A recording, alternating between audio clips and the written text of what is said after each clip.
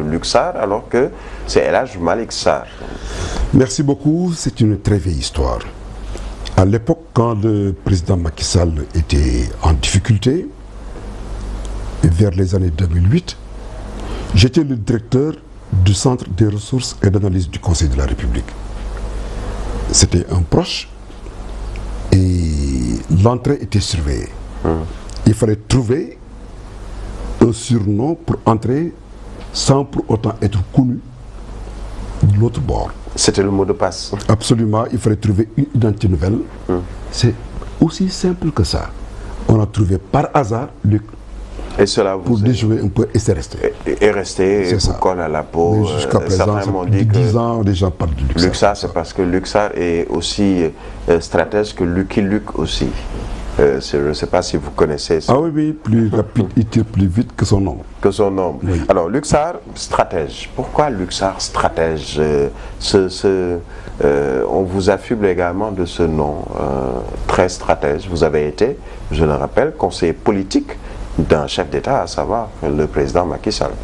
Non, je crois que c'est lié au fait que, de par mes études d'abord, et de par l'intérêt tout particulier que j'accorde à la chose politique, en termes de réflexion, j'aime réfléchir sur la question politique. J'aime analyser les questions politiques. Historien à la base, j'ai pu comprendre un peu les dynamiques qui structurent l'évolution des sociétés humaines et la part toute particulière qu'occupe la politique dans la gestion des cités. Donc, au fur et à mesure que j'ai eu connaissance de ces faits-là, j'ai pu m'orienter résolument vers tout ce qui touche à la géopolitique, à la géostratégie et à la politique elle-même.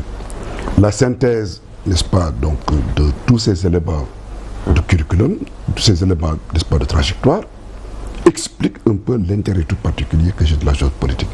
Sans oublier un fait important dans ma jeunesse. J'ai été dans la coordination des élèves du Sénégal. J'ai été un haut responsable du mouvement étudiant sénégalais dans la clandestinité et dans le mouvement syndical. Donc tous ces facteurs expliquent un peu une trajectoire et idéologiquement, j'ai toujours été proche de tout ce qui touche à la justice sociale et tout ce qui touche aux questions de prise du pouvoir et d'évolution du pouvoir, parce que maoïste à la base. Alors, un stratège, mais également éminence grise, vous l'avez été, puisque conseiller politique d'un président de la République, il faut avoir plusieurs cordes à son arc. Pourquoi aujourd'hui Luc Sarr n'est plus conseiller du président de la République? Est-ce que la fonction de conseiller est un peu assez lourde, parce qu'on a vu certains conseillers quitter la présidence, d'autres qui ont été tout simplement limogés? Est-ce que c'est une fonction qui ne peut pas être occupée par tout le monde? Non, du tout. Je crois qu'il y a méprise sur la question. Jusqu'à ce que je vous entende, je croyais toujours être un conseiller du président de la République, un conseiller politique. Vous savez, la fonction de conseiller politique est différente de la panoplie des conseillers dont dispose le président de la République.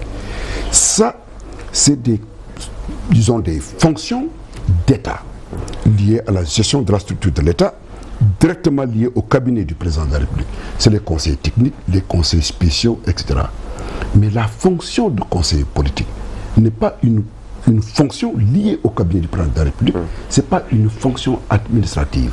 C'est un rapport personnel que j'ai avec le président de la République. Une sorte d'éminence grise. Je suis son conseiller politique. Je ne suis pas son éminence grise, mais je suis son conseiller politique. Et vous êtes l'un de ces conseillers politiques? J'en fais partie. Ils sont nombreux, mais j'en fais partie.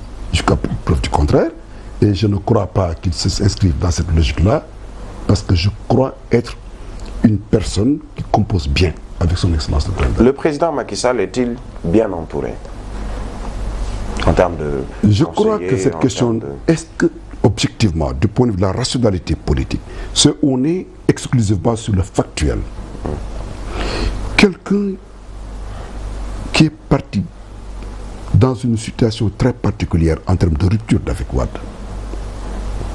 qui réussit à trouver des partis historiquement institués, clairement installés au Sénégal, sans contrôler une seule mairie significative, sans base municipale, que ce président-là, avec une équipe restreinte, arrive à battre Wade, c'est que quelque part, en lui-même, il a des ressources, et ceux qui l'entourent ont des ressources. Que ce même président puisse être réélu dans des circonstances aussi particulières que celles qui ont prévalu, avec une mobilisation élective très forte, avec un pourcentage électif très fort, que ce monsieur-là puisse encore, de manière brillante, gagner en 2019 et en soit la traduction de trophée, confiance, une relation de confiance qu'il a liée au peuple sénégalais, une personnalité hors norme et une équipe véritablement experte et conséquente à son... C'est-à-dire ceux qui l'entourent. En somme, le président Macky Sall est bien entouré. Vous l'avez dit, vous avez peut-être fait du chemin entre la rupture avec Maître Abdoulaye Wade, le premier mandat et aujourd'hui ce second mandat. Mais il y a cette polémique autour d'un éventuel troisième mandat. Le conseiller politique Luxart, que pense-t-il de cette polémique née au sein de l'APR, puisque ce sont d'abord des apéristes qui en ont parlé? Permettez-moi de revoir un peu cette affaire-là. Dès le discours d'investiture du président fraîchement réélu, le lendemain, ai-je dit, des voix s'étaient élevées pour dire qu'à aucun moment Macky Sall n'avait dit qu'il entamait son second et dernier mandat. Il y a dans la presse, des voix s'étaient élevées pour dire que ça ne s'est pas vu. La presse n'a fait que relater ce qu'elle a entendu. Non, j'ai dit le jour même. Elle n'a pas entendu. Elle dit ce qu'elle n'a pas entendu. Plutôt, elle a dit ce qu'elle n'a pas entendu. Elle aurait souhaité entendre, mais elle a entendu autre chose que ce qu'elle voulait. Elle en a déduit, du point de vue de la structure intellectuelle. L'autre élément, c'est que je crois que l'homme politique, c'est le plus, il faut de lui reconnaître, illustré dans ce domaine-là, c'est M. Barthélémy Diaz. Tout le monde a vu, tout le monde a lu, depuis 3 mois, il ne cesse de dire que tout ce que fait Macky Sall est arrivé à un projet de troisième mandat. Et il est allé plus loin que n'importe lequel des hommes politiques. Je parle à la télévision. Il a dit publiquement que non seulement Macky Sall est dans cette logique, mais que rien ne le lui interdit. C'est Barthélémy Diaz. Je dis bien, ce n'est pas une accusation. C'est une restitution. Je restitue ses propos. Donc ce n'est pas nous. Par contre, ce que la presse a dit, parce qu'elle a voulu le dire, elle a voulu nous faire comprendre, et je sais à quoi vous faites allusion, une sortie d'un des nôtres, en l'occurrence M. Sori Kaba, Fantomadi Kaba, que, forcément d'ailleurs, que nous serions dans une logique de poser le troisième mandat. Qu'est-ce que vous voulez? Quel est le problème qui se pose, M. Touré? Le problème est simple. Je suis à une télévision respectée du Sénégal. Je pose 2 questions. Où, qui et quand avons-nous entendu le président Macky Sall dire qu'il voulait briguer un troisième mandat? Quiconque peut attester de ce fait n'a qu'à nous le dire. À aucun moment et nulle part le président Macky Sall n'a dit qu'il voulait un troisième mandat. Mais il n'a pas non plus dit qu'il ne voulait plus d'un troisième mandat et que cela se limitait à ces 2 mandats-là, ce deuxième étant en cours. Attendez, là je ne comprends plus. Donc il a dit. Donc il y a une vidéo virale qui rappelle ce qu'il avait dit. C'était avant la présidentielle du 24 février 2019. Oui. Donc il a dit que je veux un second mandat qui sera mon dernier. Voilà ce qu'il a dit. Donc il a dit. Donc avouez, M. Touré, qu'il a dit. Ce n'est pas à moi d'avouer, c'est en tout cas des propos qui sont prêtés, et même assez proches, qui disent que, si je dis c'est proche, vous aviez parlé tout à l'heure de Sori Kaba, mais on se souvient également, c'est assez récent, des propos de Moustapha Diakhaté qui rappellent que personne aujourd'hui ne peut faire un troisième mandat consécutif. Nous n'avons pas besoin de ça pour le savoir. C'est un aveu, mais objectivement, bon, d'accord, je vous concède cette réponse. Mais je dis que peut-être vous n'avez pas vu la vidéo. C'est pourquoi je parle d'aveu. Mais en tout cas, moi, je l'ai vu et je l'ai entendu directement le dire. Donc, je dis que le président a dit qu'il ne fera pas au-delà de 2 mandats. Et qu'il a même verrouillé. Voilà, il a tout dit. On se limite donc, à il a déjà dit. Donc, où est le problème? Puisqu'il a déjà dit. Qui dit? Je pose la question, je pose la question et je réponds. Il a déjà dit. Tout le monde sait qu'il a dit. Quel est le problème?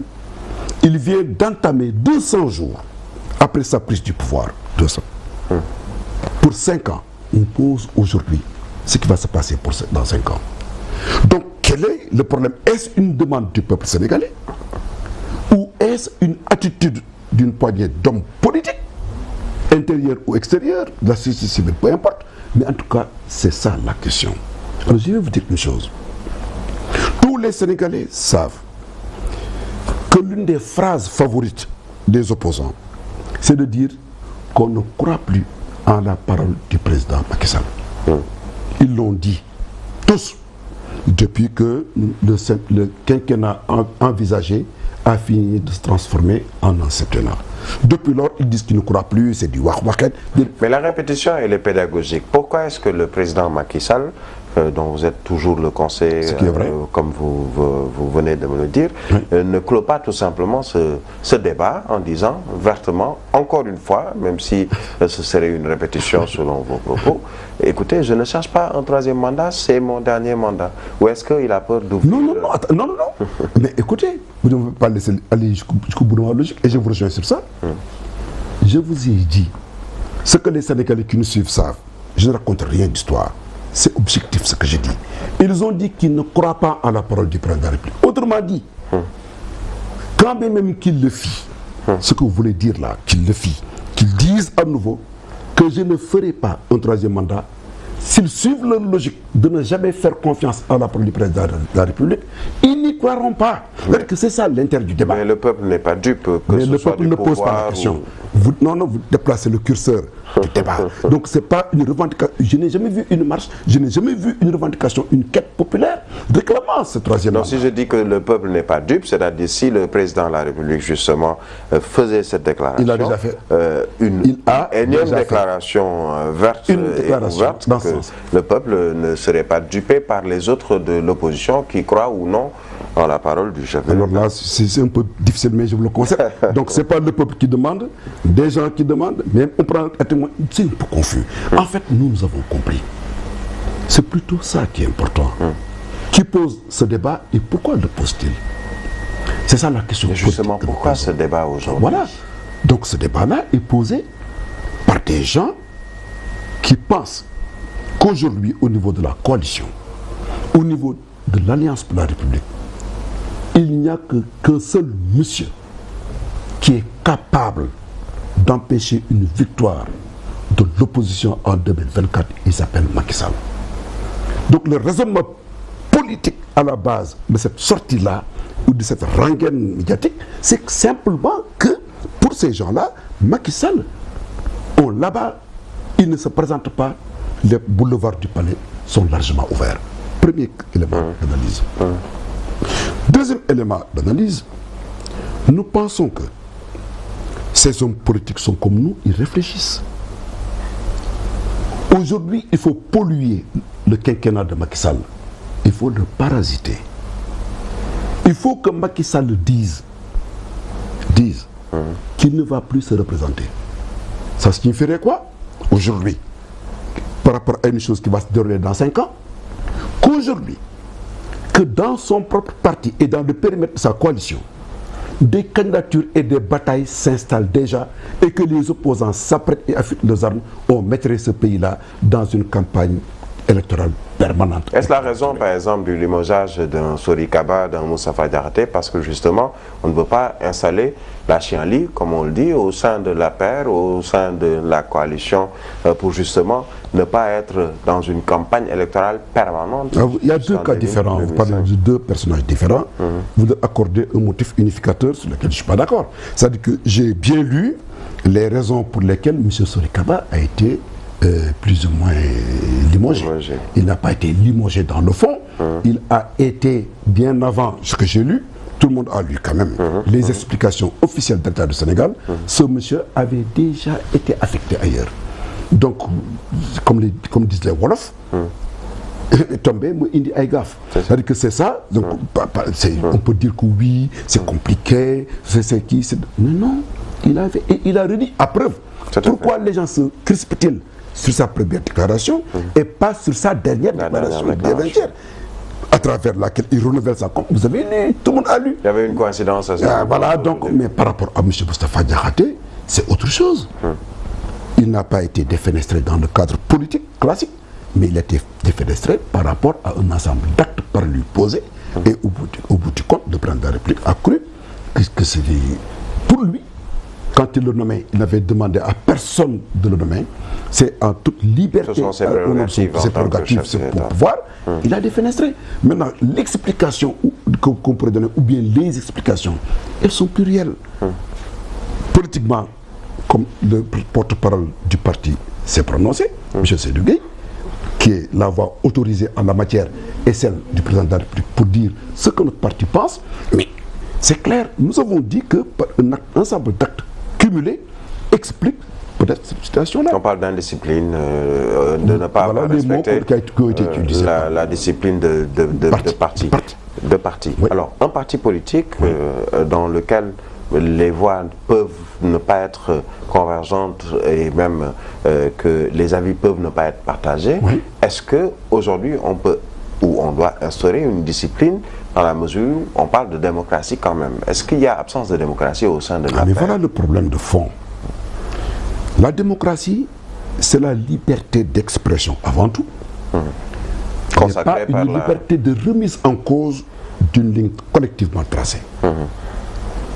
C'est une différence, c'est pas une nuance. C'est-à-dire que tout le monde est apte et devrait même exprimer en toute souveraineté individuelle et intellectuelle, s'exprimer sur des questions de fond, sur toutes les questions afférentes au parti, à la vie de la nation, etc. Mais quand une ligne est tracée, on ne peut pas, c'est ça la dispute du parti, l'enfreindre au nom de cette liberté qui ne saurait s'appliquer à ça. C'est dans la construction de la ligne que la liberté s'exprime, mais une fois que la ligne est dégagée, elle est unique parce que c'est elle qui fédère. L'expression collective d'un parti, au-delà des règles établies, s'exprime d'abord par une appartenance commune à une vision, à une pratique collectivement assumée. Certains se sont mis en marge, le cas de Moustapha Diakhaté. Mais il s'est écarté et je crois que justement, il y a ce qui s'est passé. Ce n'est pas intéressant, ça ne nous plaît pas. Parce que c'est un camarade avec lequel nous avons noué des relations humaines très fortes et qui est très brave, combatif.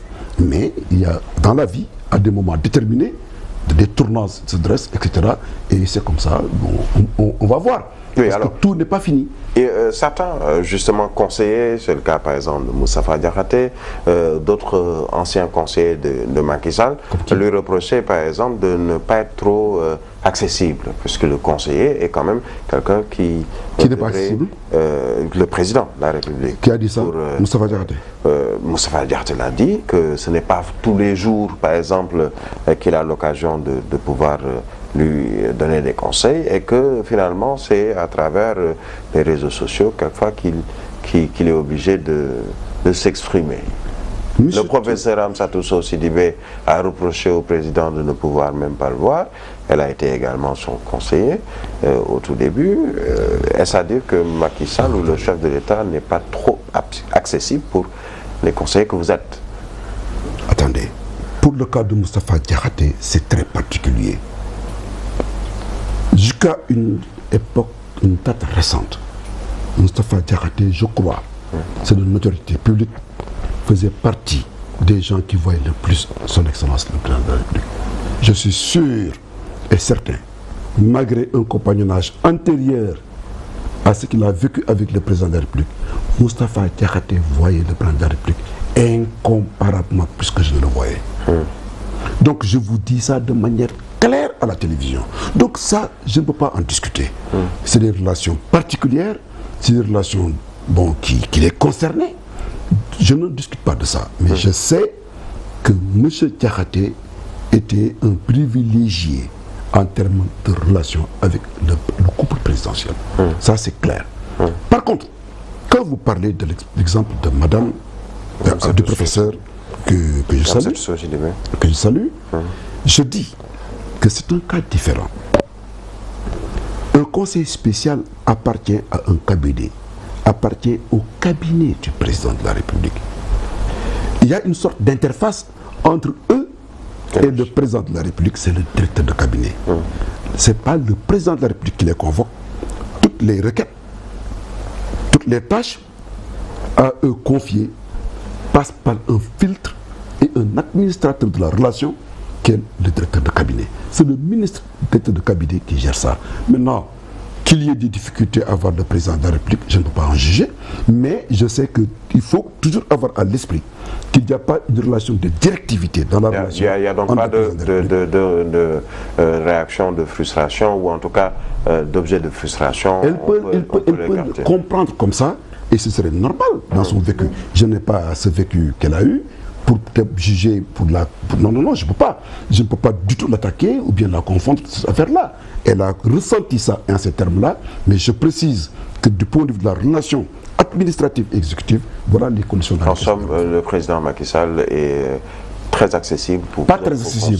Aucun chef d'État n'est très accessible. Sinon, il n'en serait pas un. Et vous écoutez, mais bien sûr, contrairement à ce que les gens pensent, le président de la République discute avec nous. En tout cas, je parle à un niveau individuel, parfois, pas toujours. Bien sûr. Parfois. Selon la nécessité. Échange sur la base de ce qu'il pense pouvoir échanger avec moi. Il échange et c'est la vérité. Parfois, il ne le fait pas, je ne lui en tiens pas rigueur. Parce que c'est un chef d'État, ce n'est pas exclusivement qu'un chef de l'Alliance pour la République. Il a à gérer les questions fondamentales de ce pays, régler les questions qui se posent à 15 millions, 16 millions de Sénégalais. Qui accordent un tant soit peu de temps à moi, j'estime être un grand privilégié. Je ne lui tiendrai pas rigueur de ne pas pouvoir me parler régulièrement. Alors nous allons aborder, sûrement ce sera dans la seconde partie de cette émission, ces autres aspects concernant la communication, pas seulement du président de la République, mais au sein de l'APR, parce que je le rappelle, Luc Sarr, El Hadj Malick Sarr, est également membre du directoire de l'APR, un parti qui fonctionne normalement aujourd'hui, ou pas encore structuré. C'est la grosse question. Le parti APR, toujours pas structuré, un parti quand même présidentiel. Vous voulez que je réponde? Oui, allez-y. Bien. La question là est très intéressante. Il est écrit dans tous les statuts, dans tous les projets de société, dans tout ce que vous voulez, au niveau de tous les partis du monde. Une phrase. À la limite universellement consensuelle. Le but de tout parti, c'est d'accéder au pouvoir, de réaliser un ensemble de visions, etc. Ce parti non structuré, ce parti qui est épars dans son modèle d'organisation, en 3 ans d'existence a réussi à prendre le pouvoir. Et à vous maintenir au pouvoir. Et à maintenir et à envisager autre chose. On reviendra sur ces autres aspects concernant l'APR et la structuration et la communication. Ce sera dans la seconde partie de votre émission Toute la vérité. Notre invité aujourd'hui, El Hadj Malick, dit Luc Sarr de l'APR. Une courte pause et on revient tout de suite.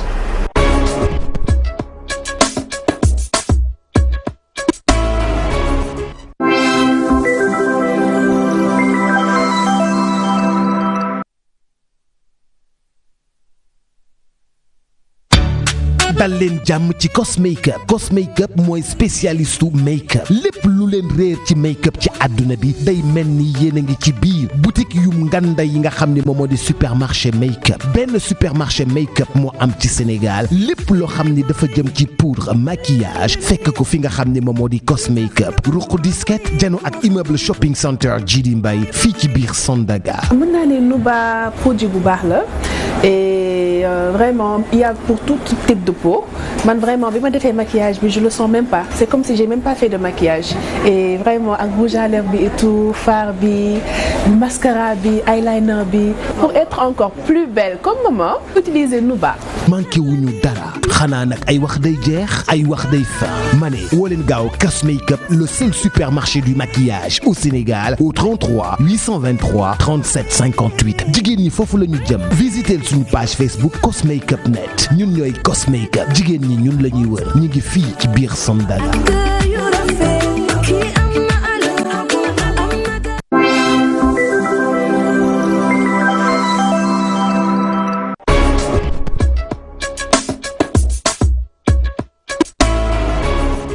Voilà, merci de nous retrouver pour la seconde partie de votre émission Toute la vérité. Notre invité El Hadj Malick dit Luxar. Alors professeur, on parlait tout à l'heure de cette affaire qui, malgré le fait de ne pas être structurée, en tout cas c'est un constat, même des hommes politiques, qui a quand même réussi à gagner les élections déjà en 2012 et à se maintenir au pouvoir et même à remporter avec une coalition ce deuxième mandat.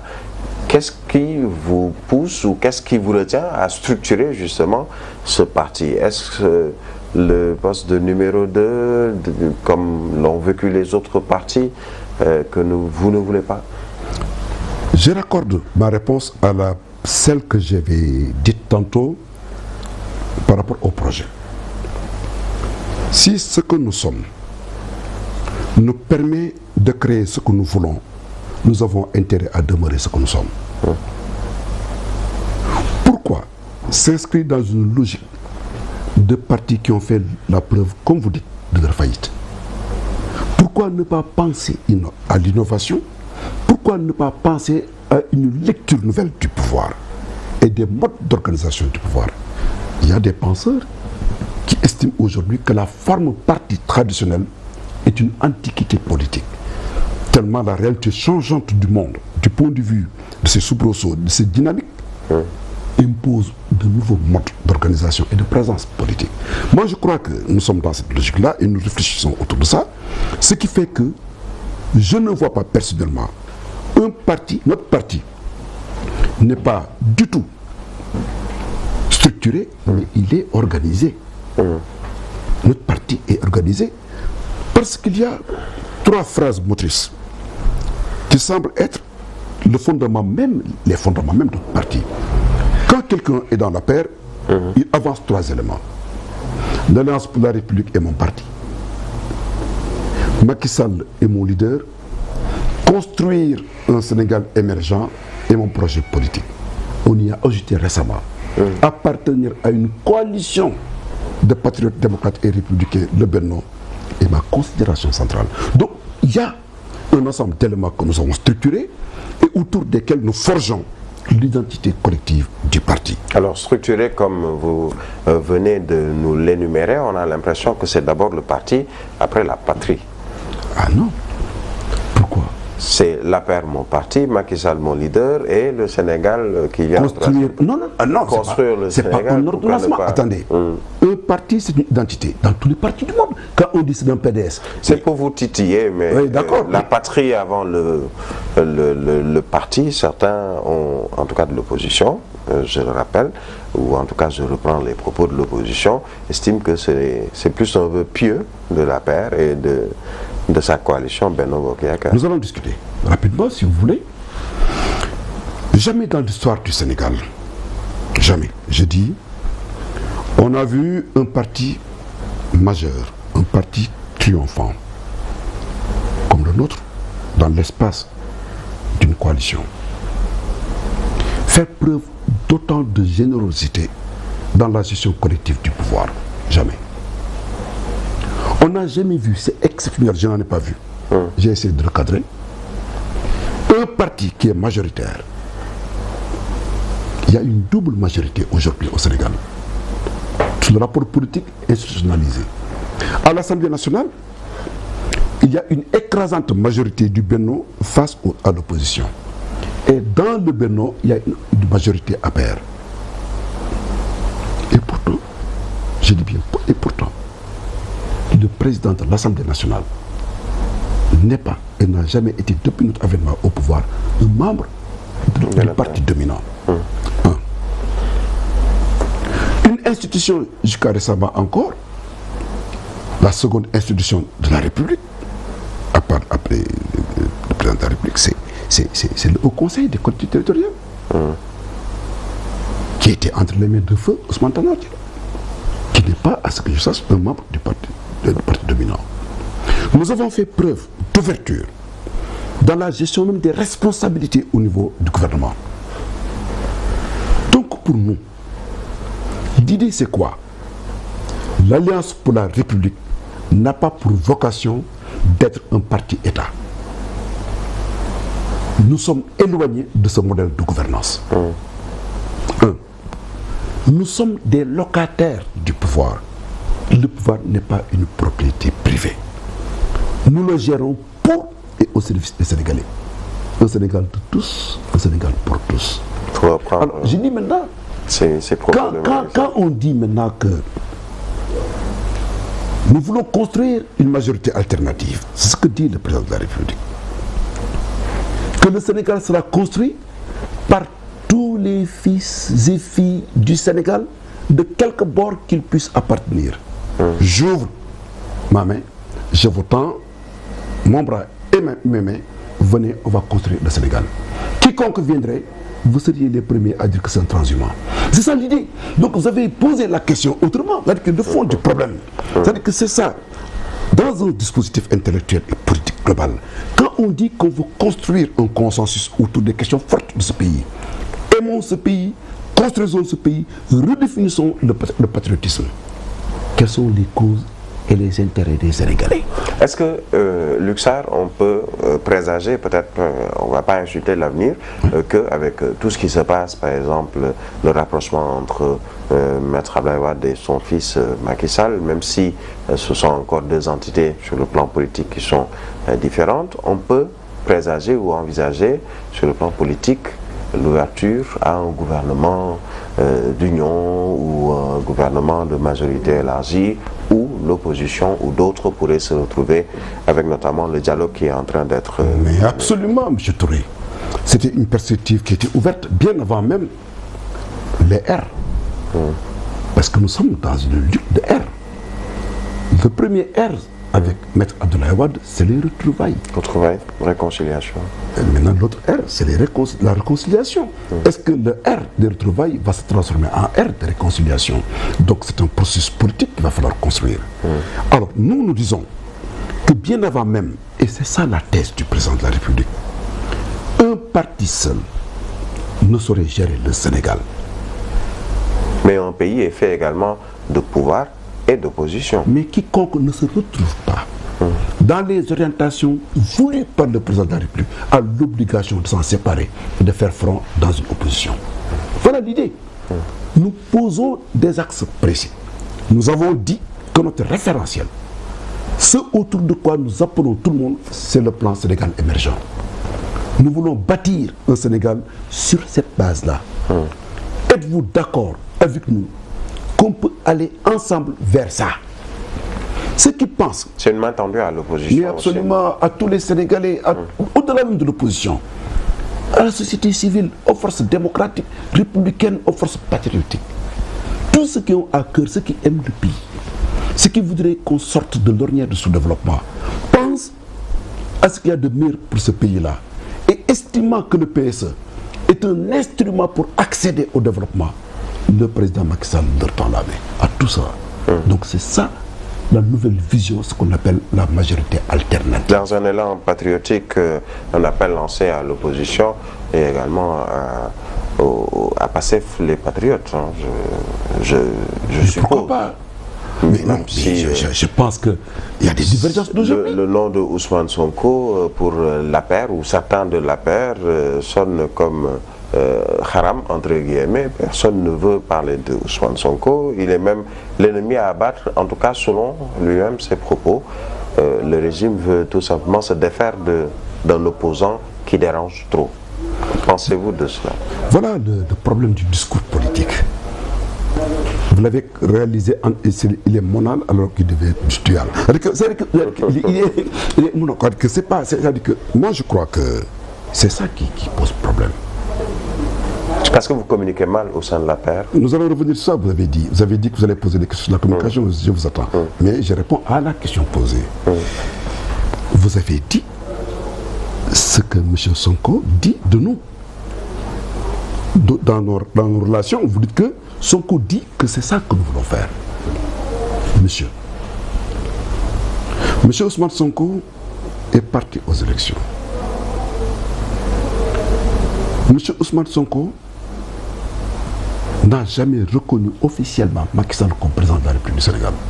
Il n'est pas le seul, c'est le cas. Je vous en prie, nous parlons de Sonko. Oui. Donc, nous n'allons pas élargir. Non, attendez. Oui, allez-y. Mais ce n'est pas le seul à ne pas avoir reconnu, puisqu'il y avait les quatre, comme on l'appelait. Vous m'avez dit, mais pourtant vous avez vu qu'il y a des mouvements. Issa Sall, Issa Sall est revenu nous parler. Non, attendez. Nous allons revenir. C'était une parenthèse, allez-y. Monsieur Touré, vous m'avez parlé de monsieur Sonko. Monsieur Sonko, non, attendez. Il dit, lui, il ne reconnaît pas Macky Sall. Comme président de la République. Comme président de la République. Et dans un discours, dans deux discours différents, il dit, vous avez vu, suite à des problèmes soulevés, que les Sénégalais s'étaient trompés en réalisant ce monsieur.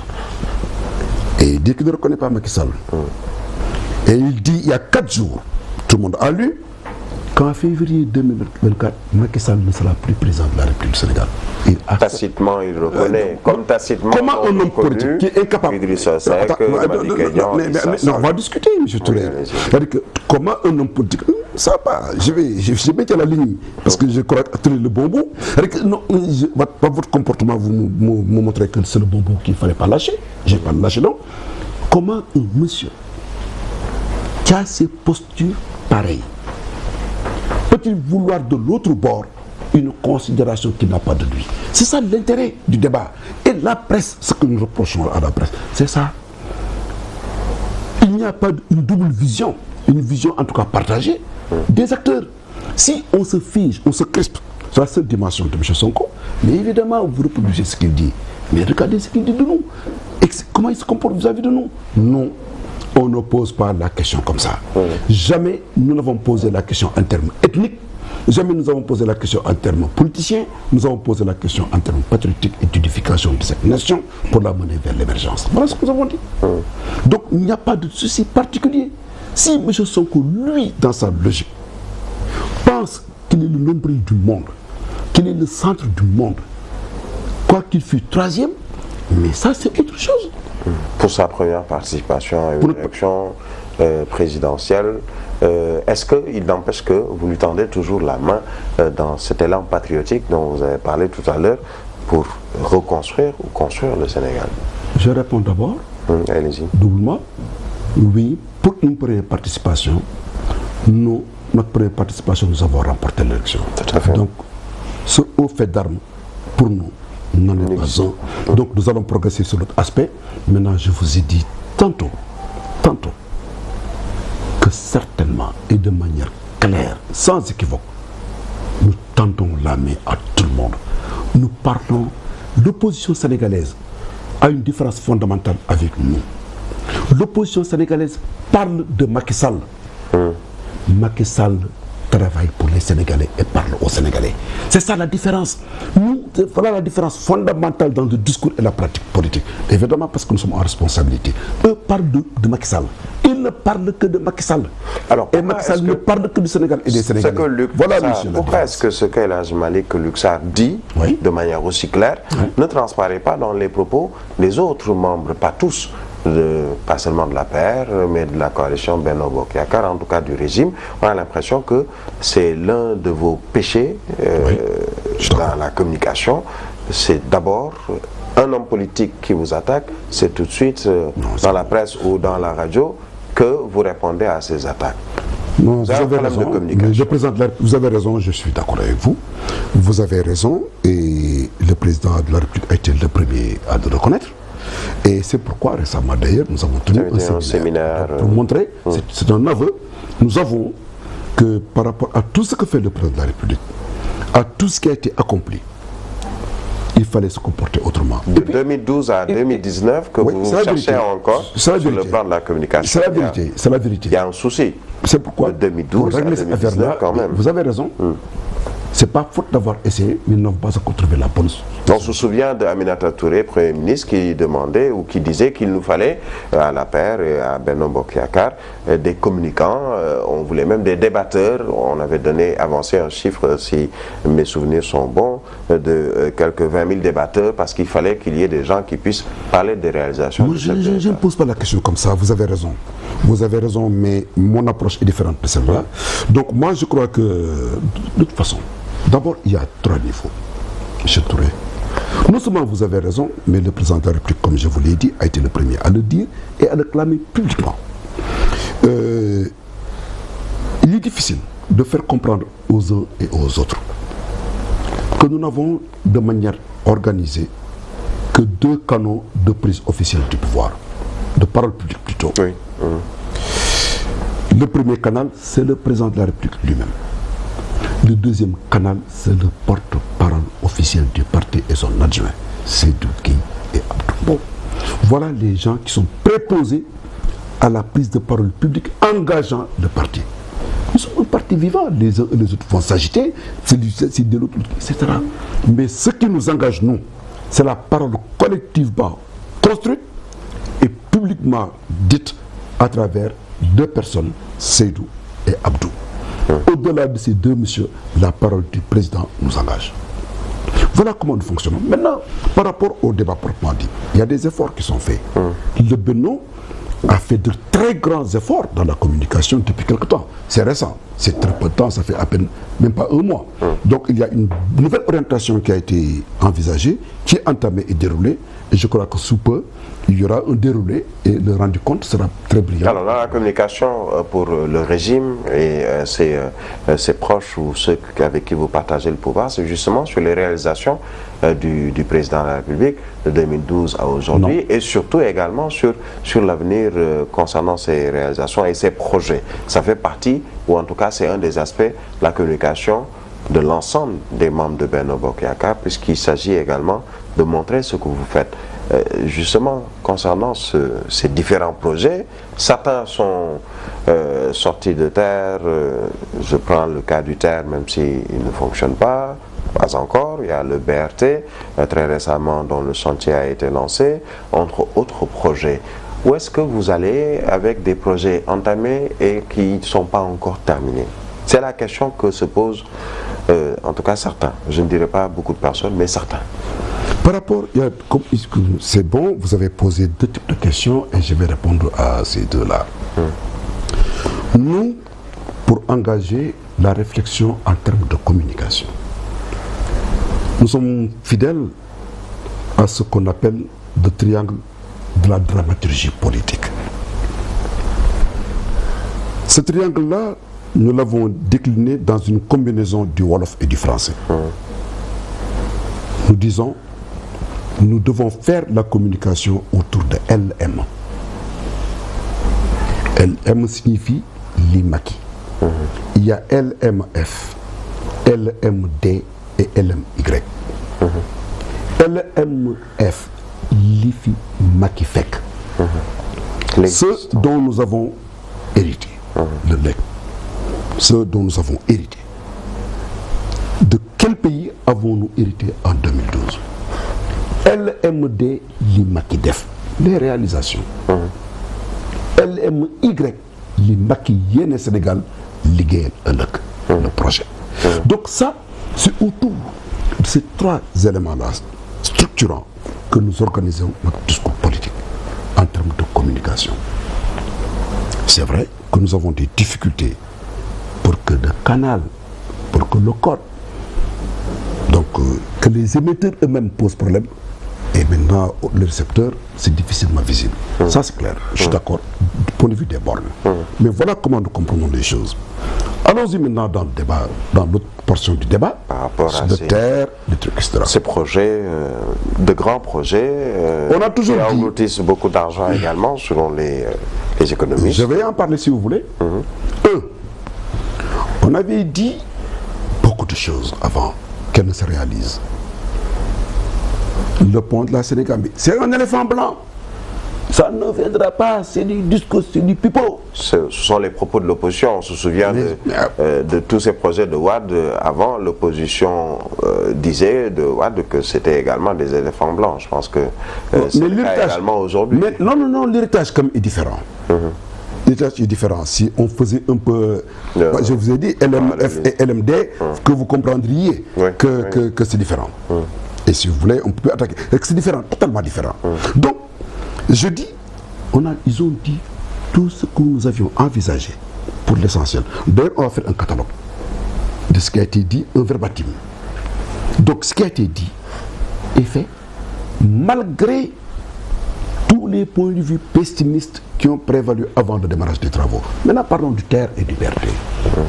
Entre autres, ce sont C'est vous qui les avez cités, M. Touré. Je n'ai pas pris. Ce sont les plus en vue.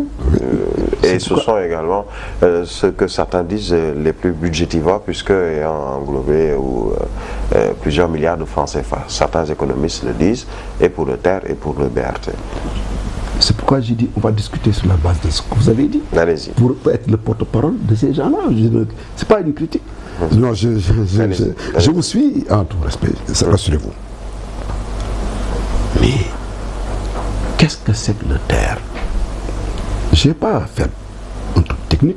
Je vais entrer dans le discours de l'opposition. Le TER, j'utilise le mot que vous avez utilisé, que vous avez entendu et que vous reproduisez. Il est budgétivore, c'est 1800 milliards. Tous les Sénégalais s'accordent sur une chose, tout le monde. La Banque mondiale et le Fonds monétaire international, toutes les institutions du monde estiment que nous perdons au minimum chaque année 150 milliards pour défaut de transport fiable. Pour défaut de transport fiable. Autrement dit, en 10 ans, ça ferait au moins 1500 milliards de perdus si on continue comme ça. Donc en 2018, donc on est à la 11e année. Donc on a dépassé le chiffre estimé ou évalué pour le TER. Cela veut dire ce que nous perdons en l'état aujourd'hui est supérieur au coût présumé du TER. Voilà la réponse qu'il faut fournir aux Sénégalais. Nos compatriotes doivent savoir que ce que nous coûtent les transports aujourd'hui, parce que non organisé, non modernisé, est supérieur à ce que le TER nous coûte. Ça, on le dit aux Sénégalais de manière claire, sans équivoque. Vu sous cet angle. Donc déjà, c'est pas compliqué, monsieur Touré. C'est nous, comme vous dites, c'est une question de communication. On n'a pas besoin de technicité pour dire que oui, c'est des trains électriques, etc. C'est compliqué pour les Sénégalais. Les Sénégalais le verront. Quand ils le découvriront, quand ils l'utiliseront, qu'ils sauront que nous avions raison de le faire. Mais en amont du processus, il faut leur expliquer les raisons pour lesquelles on le fait. Mais si on ne le fait pas, justement, c'est parce que cette culture de l'explication, cette culture de la négociation et de partage de l'information, c'est ça qui pose problème. Moi, je crois que si nous avons une bonne approche, mais qu'est-ce qui se passe? Dakar, sur 0,33% de la superficie de ce pays, la région de Dakar, c'est 0,33% de la superficie du Sénégal. C'est le quart de la population du Sénégal. C'est la capitale. Un étouffement progressif de la ville. Métropolisation sauvage. Il faut créer les conditions d'adaptation et progressivement de désengorgement de Dakar. Tout le dispositif que nous développons, c'est ça que nous avons fait. La plateforme de Diamniadio. Mais tout ce que nous faisons, c'est ça. Etc. Tout ce que nous faisons, c'est ça. On ne pourra terminer cette émission sans parler de votre poste de PCA, de l'IMAC AIBD Souma, donc de l'aéroport international Blaise Diagne de Diass. Comment se passent les choses depuis l'ouverture de l'aéroport à aujourd'hui? On peut dire que vous avez engrangé suffisamment déjà de touristes. C'est un hub qui fonctionne aujourd'hui un peu plus par rapport au début? Quand moi j'étais le président du conseil d'orientation de l'agence des aéroports du Sénégal, ADS. Ici à Dakar. Oui. Quand je quittais, je quittais en 2008, en 2018 plutôt. Quand je quittais, nous en étions à 1 300 000 passagers. Aujourd'hui, nous tournons autour de 2 400 000 passagers. Par an. Par an. Nous tournons autour de ça. Autrement dit, il y a 1 million de plus en un an. Et l'aéroport n'a pas 2 ans d'existence. Nous sommes dans un partenariat stable avec la Turquie, avec du moins 2 groupes turcs. Et nous avons un appareil, pour la première fois, une compagnie nationale particulièrement crédible et qui autorise tous les espoirs. C'est le lieu vraiment de féliciter fortement Air Sénégal, son directeur général, M. Ibrahima Kane, toute son équipe. Parce que le travail qui est fait aujourd'hui, en rapport avec les ambitions fortes nourries par le président de la République pour le système aéroportuaire sénégalais, ça je crois, c'est porteur